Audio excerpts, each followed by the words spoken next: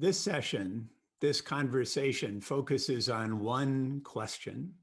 How might the tools of foresight be used constructively to improve the conversation, to improve the insight, to improve the action around racial justice and respond to the current racial justice crisis?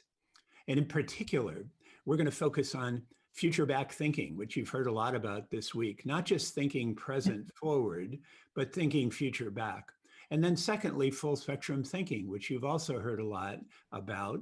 And full spectrum thinking, again, is the ability to think about the future, to seek insight across gradients of possibility while resisting the temptations of certainty, the temptations of categorizing with old constrained categories, the temptations of labeling in a judgmental way.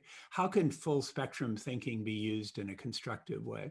So I've got four wonderful participants in this conversation, and indeed it's going to be a conversation. So let me first introduce Natalie Paquin, who's the president and the CEO of the amazing organization called Points of Light. Natalie, welcome. Thank you, Bob, and it's a pleasure to be here. I'm really excited to join the conversation.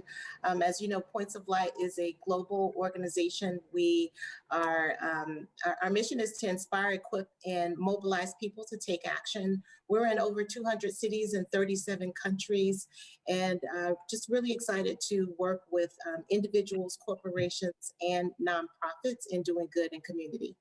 Great, great, thank you. And remind me again the origin of the name Points of Light.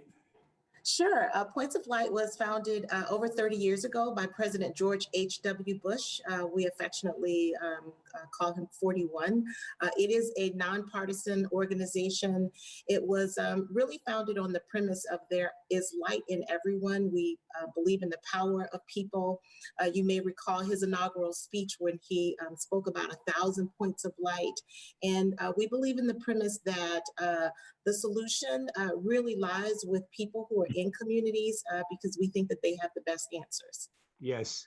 And for those of you who have been with us all week, this is exactly what you heard from Mike Zuckerman in Uganda this morning about the people on the ground know the best and how do you apply that principle. So O'Neill, let's introduce you next.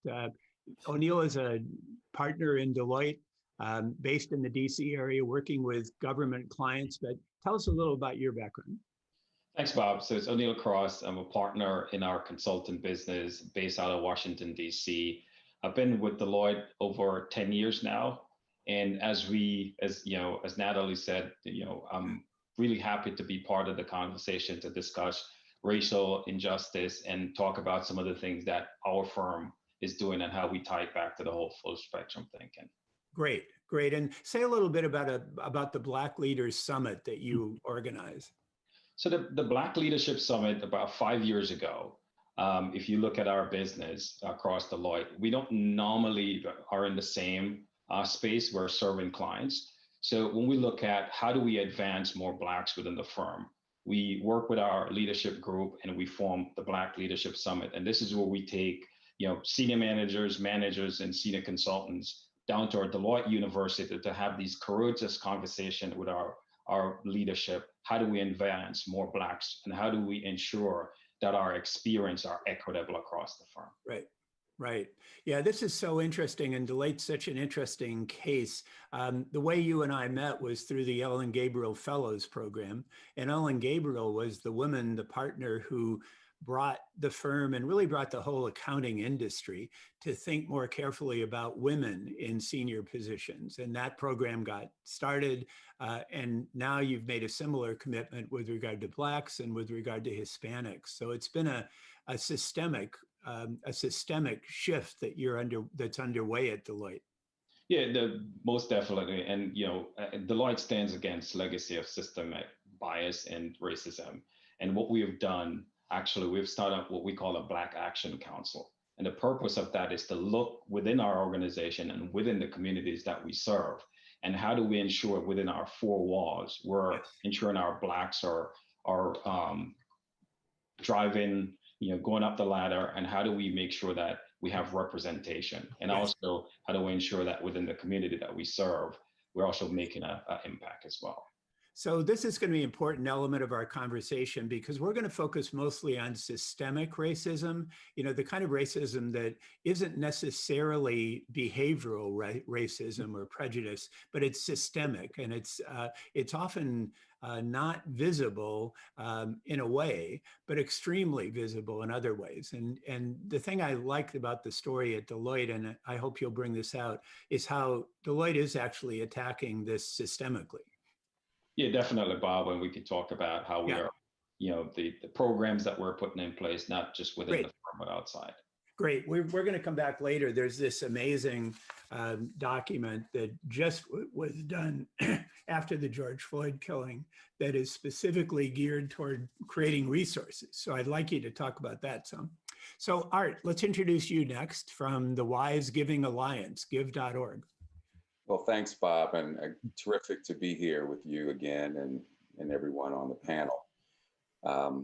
I had an organization that essentially helps people make wise giving decisions.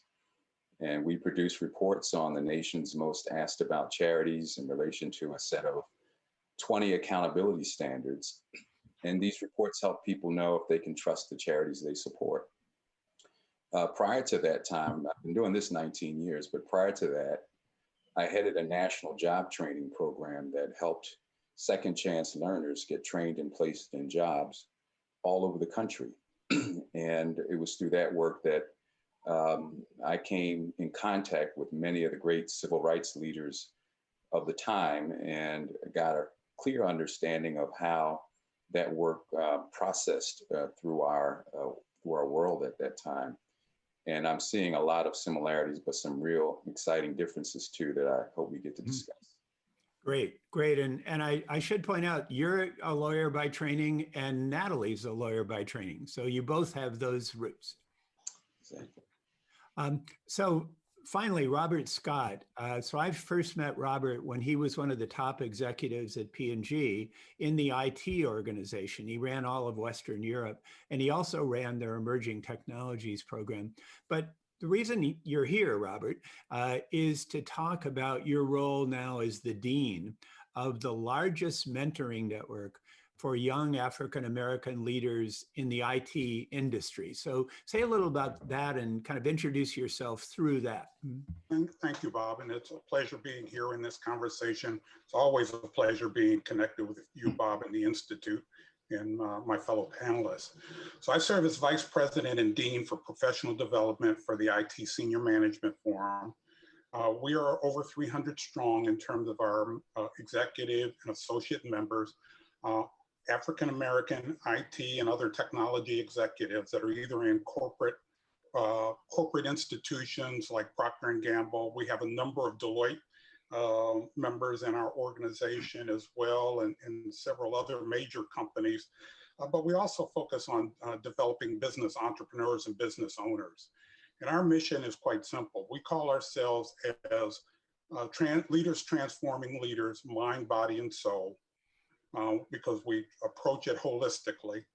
And our goal is to get people that look like us into the C-suite or owning businesses. That's our ultimate goal. I oversee 3 academies, middle-level management academy, an executive academy, and a newly formed academy. It's in its 3rd year called the Emerge, which is for women of color. Again, all with that same fundamental mission. I also oversee a number of forums for Black men and Black women with an eye towards their growth and development and nurturing and sustaining them and making them resilient in a very difficult field that tends to be tough on people of color. And recently, we just focused on college mentoring programs. And so we've run a pilot reaching out to HBCUs. We have 24 very talented women that we piloted through a mentoring program this past year, and we're in the process of expanding that. Our vision is that we'll have 300 or so Black men and women in college ranks, sophomore through seniors, that we'll be nurturing for the next 3 or 4 years to help them be resilient. Mm-hmm. So notice the thread across all 4 of these organizations. There's an emphasis here on systemic change And again, our topic is systemic racism. But in each of these cases we've heard about, there's a systemic strategy that draws on foresight, but also pulls very hard around the corner from insight to action. So as we go deeper into the content conversation here, Robert, I want to start with you and with a case study that you and I wrote about in the Vantage program a few months ago. And the case study was at Michigan. You've also spent a lot of time at Michigan. You're a graduate of the engineering school at Michigan, and you've been advising them since you left P&G. You've been advising them about how to bring in more African American and people of color into the engineering school, which is very large and actually has an African American dean now. You've been advising them, but with the COVID crisis and then with the racial justice crisis, wow, things have really become very tense there, very tense. So give us a quick kind of story of that case. And then I'd like Natalie and O'Neill and Art to kind of reflect and build up. What are the lessons that come out of this case? What do you see that's familiar? What are the things you see that are different? So Robert, kind of tell us the basic story of what happened.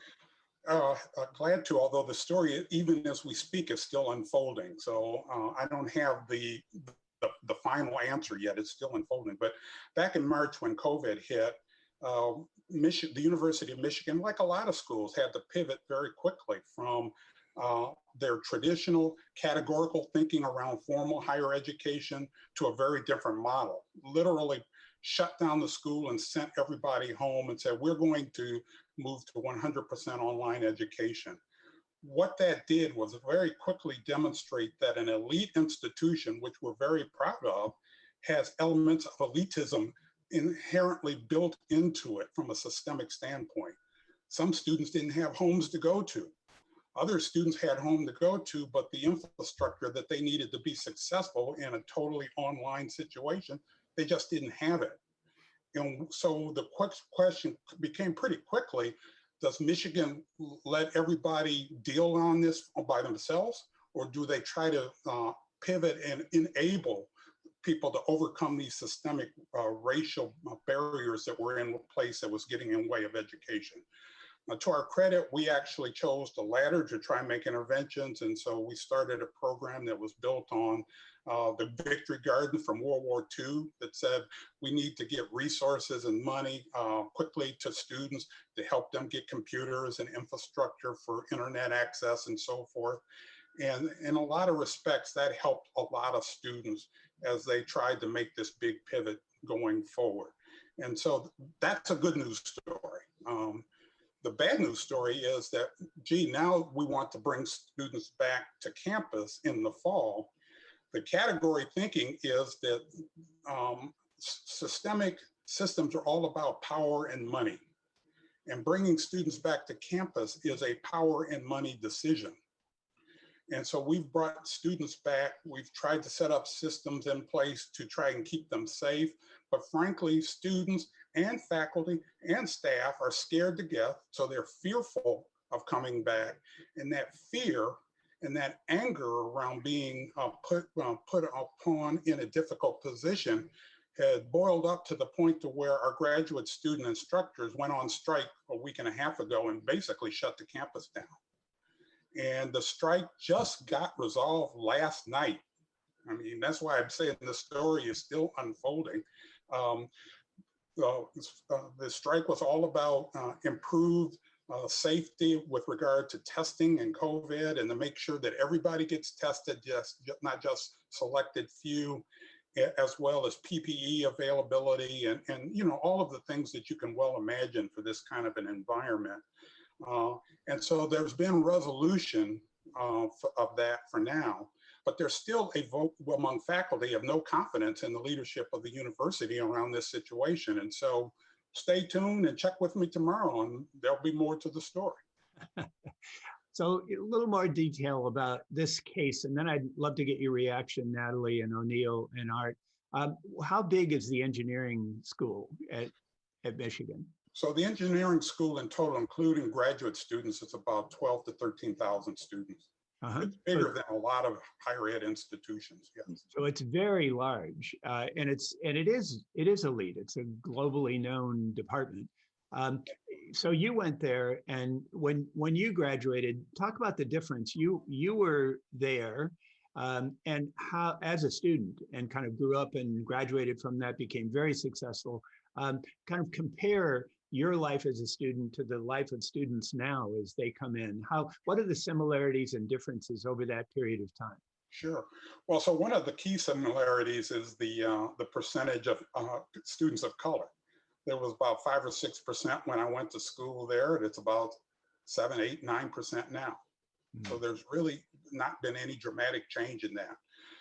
When I went to school from my sophomore year on, I was the only person of color in any of the classes that I had. Wow. Period. So that is different. There is more students of color on campus studying STEM and engineering than there was back in the 70s. Mhm. Michigan, like Berkeley, is a institution of student activism. So there were strikes and there was activism, and Weather Underground had its origins at the University of Michigan, and so forth. And so student activism has always been the way that there has been breakthrough and systemic change at the institution. That's not different. And Yep. we're seeing it play out yet again today, even with the strike that just happened in the last week. Yes.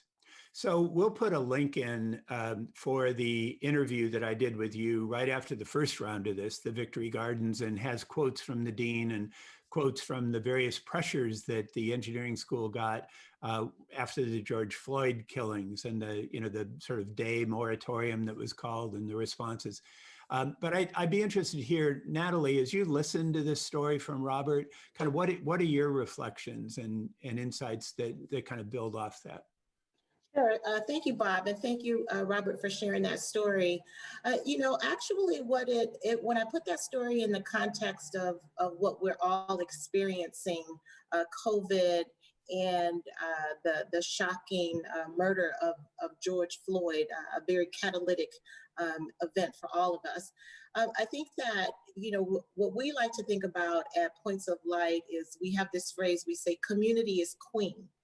And community is queen because the problems and issues, the assets and strengths of a community are exposed after and exaggerated after a big event hits it. And in this digital world, we all are experiencing a pandemic. We're all experiencing the lessons and learnings from Floyd at the same time.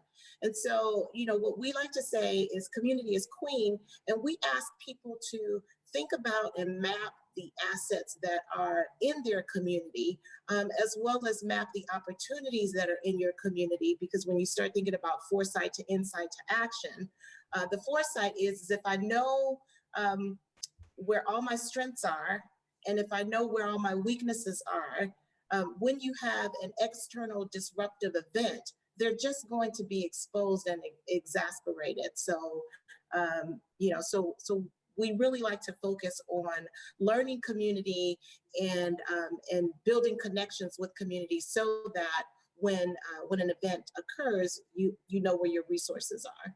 Right. That's terrific. Can you help us unpack a little more the mantra "community is queen"?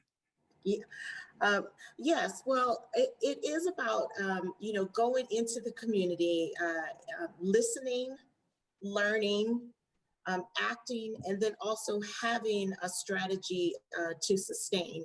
I would say, when you think about the fires on the West Coast, if you think about the hurricanes that are happening now in the South and along the coast, these tragedies, unfortunately, are likely to continue to happen if if you don't know your community, if you don't know who lives in what area, if you don't know who has medical needs, who has food insecurity needs, then it will become difficult for you to prioritize where resources go initially. And Yes. so it is about helping you prioritize support of that community. Yes. And in a real sense, the way I understand it, Points of Light is really an organization of organizations. It's a team of teams, as McChrystal calls it. It's a Yeah. shape-shifting organization, right?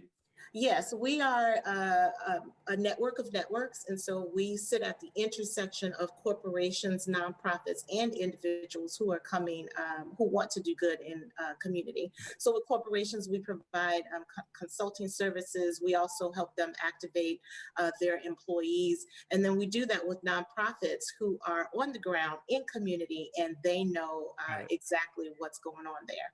Got it. Good. So Art, you're on the board of Franklin and Marshall, which you also attended, and you're hearing the story from Robert about the University of Michigan. What are your responses? Well, I go back to about 7 years ago when Franklin and Marshall decided that for business reasons, really, and maybe for ethical reasons too, and moral reasons, but we were looking at our recruiting pool, places where we had traditionally recruited students. And we realized that that was a very shrinking pool and a lot of demand for those students who come from those areas. And noticed that there were other regions and communities that were not accessing Franklin and Marshall's education. And we began to look at opportunities to recruit students from different communities. And lo and behold, the number of students of color increased dramatically, not because we were singling them out, but because we were looking for the best talent. Mm. And so now our numbers have dramatically improved from a diversity standpoint. From there, we went and created something along with Bloomberg Philanthropies called the American Talent Initiative. And numbers of colleges and universities have signed on to a pledge to increase the amount of diversity. But here's what we found out. After we were able to attract students of color to our campus and first generation students, we realized that they didn't feel necessarily included once they got to campus. And that created a whole host of challenges for us to play catch up, to make these students feel that they owned the education, they owned the experience. And Robert, I will say that we also had our own challenges with students sort of picketing and shutting the campus down because of how they felt they were being treated. And the story, in some sense, still goes on as these students are much more active and assertive in making sure that they are recognized and included on campus. And we've done a number of things to try to help. But the point you were bringing up, Bob, about systemic challenges is that even when you are trying to improve diversity, you haven't gone far enough if you haven't looked at your systems and whether or not they are preparing or they're right for the kind of diversity that Yes. you bring in. And we could superimpose this example over almost every aspect of our lives because we have this 250-year problem of slavery and the challenges that it created for people of color. We continue to see systems that need to be dismantled and analyzed and rebuilt so that people of color can truly be included and thrive, so that from a business standpoint, again, going back to that, we can thrive as a nation and communities. Yeah. And so, we get to this whole question real quickly of whether racism is scalable. And when you consider the percentages of people of color in this nation that are marginalized still, and the potential that they have to add greatness to every aspect of our lives, we're clearly not taking advantage of that. And we're going to, I think, lose if we are not conscious of the need to make them a full and full-fledged member of our society. So that's Yes. the initial thought that I have on that. Yeah, I agree. And let's come back and go deeper on that toward the end of the conversation, Art. But it's so important that you raise it now. And I want to link it back to your role as a board member, that ideally with a board of directors, the higher you go in an organization, the further out in the future you think. Mhm. So you're a trained futurist. Yeah. You're on the board. Is that true in your case? I mean, is the board thinking about the long-term future and what's Yeah. sustainable, what's urgent? The best thing I ever did in my life was attend the Institute for the Future's Foresight Intensive. And I know you don't need that plug, but I have to give you that plug because it really makes you see things differently. And once you see things, you can't unsee them. And we're discovering that in our world in many ways. But Franklin and Marshall refers to me as the resident futurist on the board. I see. For the last several years, I've been responsible for leading the retreat that we've held with the board to consider the effects of future forces and shifts on higher education. And I would say that we still have a long way to go in reshaping the way we go about educating our students, the way we structure our systems at Franklin and Marshall. Yeah. But I think the trustees are all awakened to the need to do that. Yeah, that's great. That's turning back. Yeah. And I think it's wonderful that you raised that. And I think for all of you companies and organizations in this meeting, ask yourself on your board, on your trustees, on your directors, who's your resident futurist? And maybe a deeper question is, who are the futurists on the board? So O'Neill, let's turn to you now. And just first of all, react to the story from Robert. And then I have a specific question. I want to go deeper with regard to Deloitte. Hey, thanks, Bob. So as I thought about that story, one of the things for us as a firm, especially with Black employees, right? We expect them to show up every day, Monday to Monday, as I use the term, and be high performers. But with all the traumas, COVID-19, right, impacting the Black and brown community more, and then you have the tragic death, killing of George Floyd, that sparked a huge conversation with the firm to say, how do we ensure we're looking at the mental health of our Black practitioners, and then zoom deeper inside and say, are there systemic things that we need to look at? So we came up with what we call the framework called LEAD, which is listen, right? So organizations at times want to, rush and put programs in place, but sometimes just step aside and just listen, hear from the Black population and create sort of that, space for them to hear from the Black and brown population. And then engage. How do you engage in a meaningful way? So you spark that learning, and then acknowledge.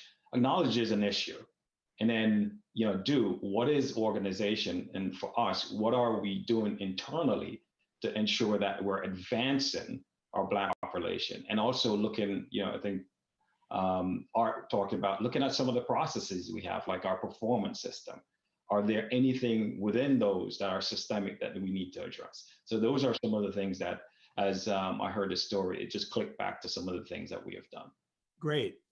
And here I'd like you to talk a little bit about this paper too, and we'll put the link to this. This is a public paper, but I was very impressed. Right, very shortly after the George Floyd killing, Deloitte came out with this paper that's called "Support Your Black Workforce, Now," and the subtitle is "Practical Ideas for Organizations and Leaders to Take." And it's really loaded with practical ideas. So say a little bit about the history. I mean, it must have been underway because it came out so quickly, but kind of how does this play into it? So that's one of the frameworks. So that sort of set up the whole LEAD framework. So the question becomes, what are the tactical things that we need to do, right? So with the LEAD framework, with listen, we set up these listening sessions where our leaders from the board, our CEO, listen to our practitioners and hearing from them, right? And the genesis of that started before, because, when I mentioned COVID-19, right, our Black and brown folks were impacted much more. And not only that, within some of the communities, when you have layoffs, right, there's those traumas and mental health issues. So we want to figure out, how do we support Mhm. And then we had George Floyd, which sort of put, fuel and put more urgency in the actions that we need to take. So Yes. we said, yep, there's a lot of theory out there, but we need to act now. So Yes. that lead framework is internally setting up those sort of forces that will help provide that safe space, if you will, for Black and Brown employees, and also for leadership to learn and listen, right? So Got it. that framework, right, you could use it within your organization, but also outside of your organization, right, for non-for-profit and within greater society. What are the things that we need to do to address systemic racism or systemic issues, right? Art mentioned education, right? We need to start look at how educations are funded, how you reimagine the future education. And we want to play a part in that as an organization, because it's going to take a collection of organization and non-for-profit to sort of move the needle forward. So that's sort of the genesis of that. Great, great. And I'm so glad you're doing it. And it's very impressive, I think, as a business. You want to both apply it to yourselves and say, how can it change your practice too as you work with your clients?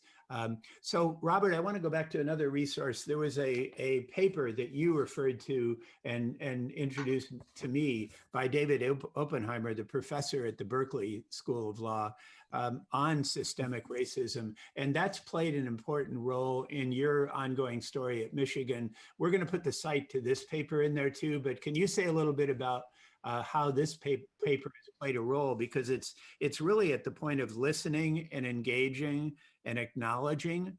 Part of what you did was use this as a resource to encourage that conversation, and the dean did that, of course, in the lead. Sure.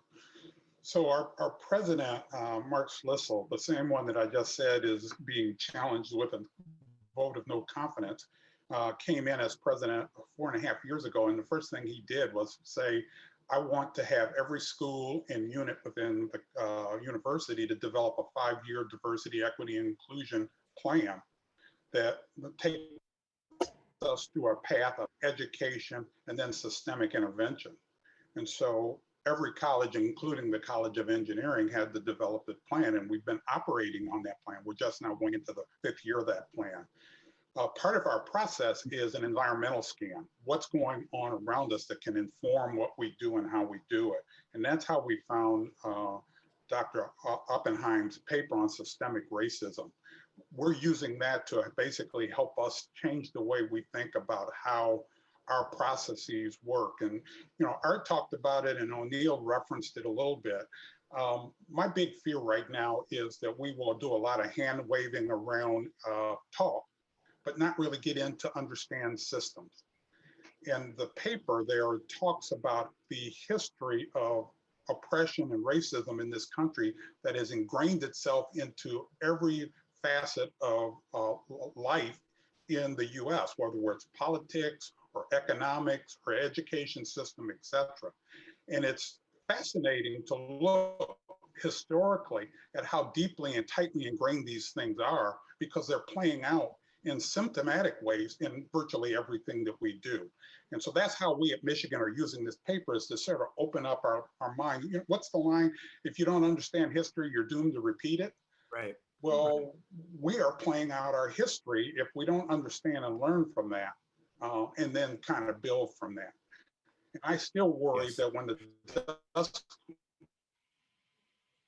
lost. clears, We lost you a bit. hand waving is done, important, won't be changed, and therefore it'll be about power. Got it. So this topic came up as Marina was giving her talk on Tuesday about responses, the post-outbreak, the post-pandemic responses, and the need to look back in history, the need to look at systemic problems that are exposed by this, of which racism and the rich-poor gap are certainly two very large ones. Natalie, we've had a question that asks if you could go a little deeper into what you mean by networks of networks. And I referred to teams of teams. That's Stan McChrystal's line about how the military now has shifted from command and control to commander's intent or mission command, where you're very clear about direction, but very flexible about execution through teams of teams. I call it shape-shifting organizations. At Points of Light, you all call it network of networks. Can you talk about that a little more? And you're the leader. You're kind of the foundation. You're the source of the clarity. Yes, well, we sit at the intersection of our various networks, and I think the currency that we have that gives us the greatest strength is the currency of trust and respect. Where we trust each other, we respect each other, we respect the strengths that each of our partners bring. I think the question was, how do you leverage that? How do you share or convince someone that they can't do everything on their own? And I think this is very appropriate. This topic around systemic racism and systems is that we have to understand that every problem is in the context of a fuller ecosystem, and every solution is in the context of a fuller ecosystem. And the question is, what are the assets that your partners or others bring to the table, and how can you use or leverage those assets to unlock the assets of others? Yes. And if you can get to that as a root understanding, we believe that it's easier to recognize that you really just can't do everything on your own. For corporations, they have more dollars, they have more influence. Sometimes they can influence policy.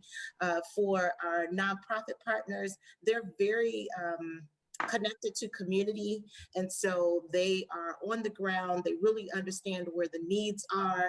And then when we work with individuals, individuals have all different types of assets as well.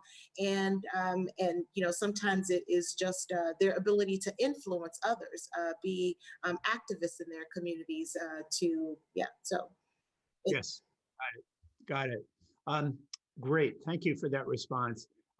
And I forgot to mention when I mentioned the David Obenheimer paper that we'll put a link in the chat for you and the background on the Vantage website as well. So I'd like to frame a big question that all five of us have been mulling in our minds, and Art already introduced this question. Is racism, is systemic racism in particular, is it scalable in a world of full spectrum thinking? And here's where I could be making a classic futurist mistake. And that mistake is to confuse what you think will happen with what you want to happen. And this is something I clearly want to happen, but I'm at the foresight zone. I'm not an insight to action person. I'm a foresight person who's trying to provoke others' insight and lead to a better future. But the way I see it, if full spectrum thinking scales the way I think it will, and the way I talk about it in the new book that you all received, the new tools of full spectrum thinking are going to be so dramatically better, like big data analytics, like visualization, like gameful engagement, like neuroscience.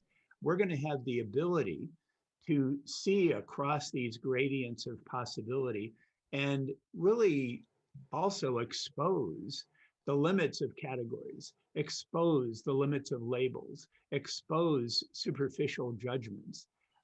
So is in that kind of world, assuming that happens, in that kind of world, is systemic racism scalable?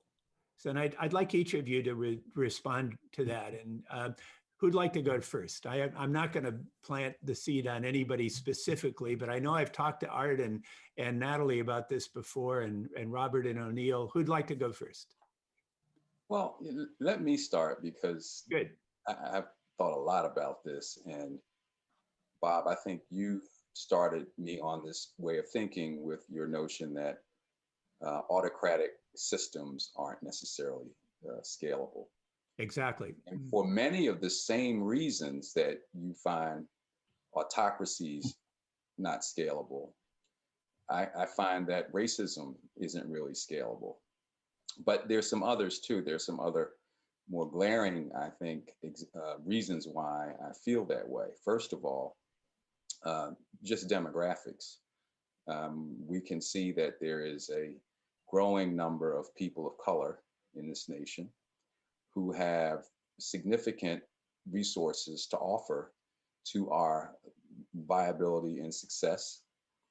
And I think also one that you do talk about is the radical transparency that we're seeing and the lack of trust in institutions that make even white people much more open to seeing the world differently because it's right there in front of them and you can't ignore what you're actually seeing. So yeah, the white people are the issue in many cases. yeah, I mean, you can't ignore it. So I think that as we begin to think about, where we go from here, there are lots of reasons why I think it's going to be much more difficult for institutions to make money, particularly being racist. And you can see lots of companies changing it. The last thing, though, I guess the concern I have is that just because all of that is true doesn't mean that the right situation couldn't present itself where a vast majority of people could be ruled by a smaller number of people in a very deleterious way. So we have to pay attention to that. That's we've seen that in apartheid type regimes. So we have, and we've had some scenarios presented even during this conference that raise that prospect. I think as all of you know, I teach at the Army War College, and I get the new 3-star generals their first week in Washington, 5 at a time, and they read the Full Spectrum's book now. When I did this just a couple of times ago, I was on the program with Madeleine Albright right after her, and she was talking, I have great respect for her, and she was talking about her book, Fascism, A Warning. And that book's well worth reading, and it is a big concern. But I'm actually a lot more optimistic. And to build on what Art was saying about authoritarian regimes, the principle here, the foresight to me is anything that can be distributed will be distributed. So authoritarianism, fascism, it'll work in the short run because people are so confused. But again, I don't think it'll scale because anything that can be distributed will be distributed. Now you can debate that and you can debate how long it'll take. But okay, so I'm interested. Yeah. Who'd like to go next? Yeah, Please, Natalie. I'd like to go next. And Bob, I'll push it a little to say, if we're talking about systemic racism and its scalability, it has been scaled. It has. It has. It's what we are experiencing in the different facets. And so it's not a question about whether or not it's scalable. I would actually challenge the question, and I think O'Neill spoke about it earlier, that this is really about power and resources. Mm-hmm. And so the question is power divisible in an equitable way? Mm-hmm. Are resources shareable in an equitable way? Just the nature of power in just power by the word power, is it possible to divide it equitably? Yeah. And if you can, then that would be the problem that we would be solving, because that's where systemic racism, the root of it is really about power. So I can see that, and certainly it's a good point that racism has scaled, and it's scaled in a really incredible, ugly way. But I'm talking about going forward now. So I'm saying, will it scale from here? Will it scale beyond where we are now? And I wonder, when you say, I love the way you said it, can power be distributed in an equitable way? What's your feeling about that, Natalie? I mean, I'm looking forward now, over the next 10 years. Yeah, sure. I think if you have power, the answer is no. It's not going to be equitable. Like, just the nature of power is not that it's shared equitably.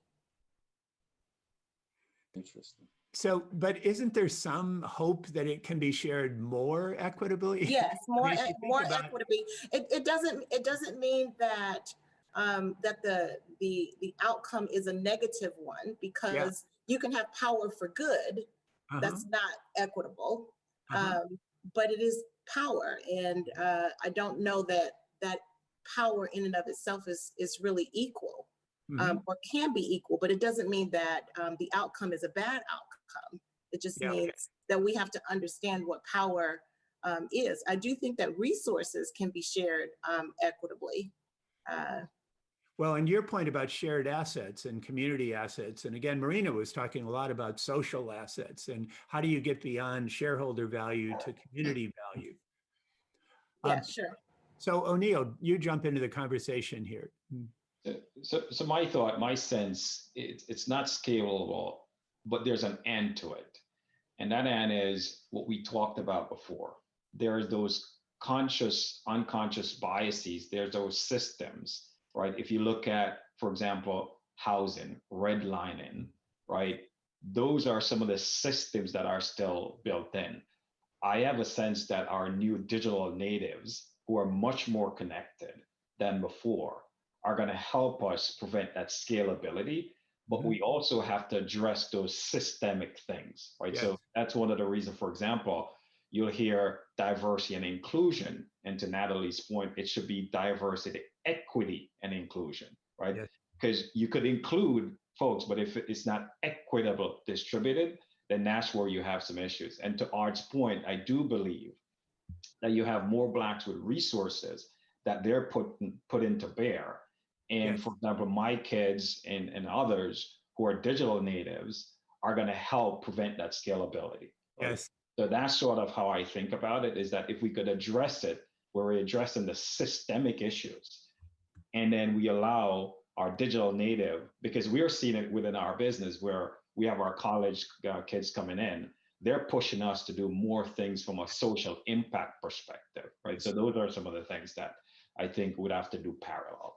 I'm so glad you raised that, O'Neill, because I think the kids are game changers in this regard. And it's not only the digital natives who are 24 or less, but now the cross reality natives who are 14 or less. They're coming in with a lot more full spectrum thinking, a lot more ability. And it's interesting, Rachel Wicks in the chat was asking a question about belongingness. And I think it's diversity, it's equity, it's inclusion, and it's belongingness. And some of the best companies we work with are adding that to their vocabulary of diversity and inclusion, because you need that sense of belongingness. And part of belongingness is feeling empowered, that you have the ability to make a difference at some level. So Robert, let's come back to your reaction to this question. We only have a few more minutes left, and I want to give each of you a quick benediction at the end of this. So Robert, on the question of scaling systemic racism, is it scalable? Well, so I think I'm close to where you're breaking up a little bit, Robert. Can you repeat, please? It's I'm mystically hopeful. So maybe cut your video and just go audio. Hello? Can you just go audio? Yeah, I've done that. Okay, try again. All right, so I said I'm like O'Neill and Natalie, I'm pessimistically hopeful, okay? I honestly believe that the powers that be are not about power sharing. They're not about sharing resources, and that people have gotten good at actually using technology to further categorize themselves. And so it'll really depend upon the next generation making a difference as to whether or not we're going to see that change or not. And I'm hopeful, but skeptical. Mm-hmm. Got it. So I'd like to have everybody give us a benediction. We're not going to solve this one. I hope we can improve it. I hope that the tools of foresight can at least change the conversation and make things better, even if they don't solve it, make things better. And that's the Foresight Inside Action hope. That's the hope of thinking future back and realizing that the future the way we have it now is not sustainable. The future we have it now is creating an urgent present. But let's just go around and I think this time I started with you, Natalie, coming in, so I'm going to end with you this time. So Robert, what's your benediction? And then we'll go around from Robert to Art to O'Neill to Natalie. My benediction is that if there's a way out of this box, thinking with full spectrum is the way it's going to happen. So I'm a big believer in that. Got it. Okay. Thank you, Robert. Art. I think we have to remember that full spectrum is not only wide, but it's also deep. And we have to look for opportunities to think in many dimensions while we're thinking along that spectrum. That's one. Secondly, I think the marketplace is going to help us drive. There are a lot of negative things about the marketplace, but there's some positive things which we're seeing in some signals that indicate that racism is not sellable, so it won't be scalable. And I would add to that the hope that future generations see that and believe that it's just like when they want to play with people of different backgrounds, they also want to share the power with people of different backgrounds as well. Yes. Thank you, Art. O'Neill? I think my benediction, Bob, will be that as we zoom out into the future, as we look at, you said 10 years back and you do the future back, what are the things that, and I think full spectrum thinking is one of the tools that we could use to look beyond categories and look for the value. And as Art put it, racism doesn't sell. So I think we have a framework, and I'm hoping 5-10 years from now, we're doing that full spectrum thinking where we're seeing people for value versus the color. Yeah. And if we don't do it, the kids will. Yeah. Yeah. Natalie.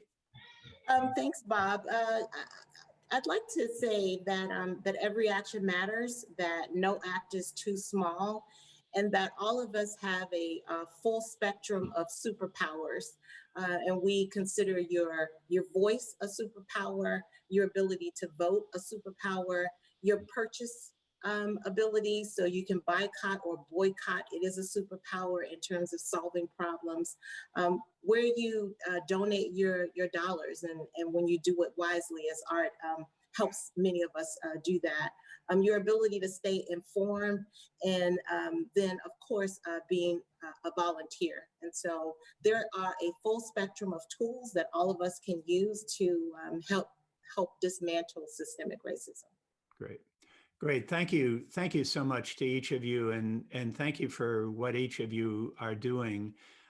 This topic has been kind of gnawing away at me, as it has been so many of us for so many years. As many of you know, I went to divinity school, and I went to the divinity school that Martin Luther King went to. And I was there when Dr. King was killed in 1968. And that was maybe the first time I had my personal reckoning with this awful issue of systemic racism. And I believe that we're better off now in the sense that we have the potential to do things we've never been able to do before. So I'm leaving with a sense of realistic hope from this conversation. And a lot of why I have that is because of people like you all. So thank you very much for doing this. And again, thank you for what you're doing. Thank you, Bob. Thank you, Bob. Thanks. Thanks. Thanks, everyone.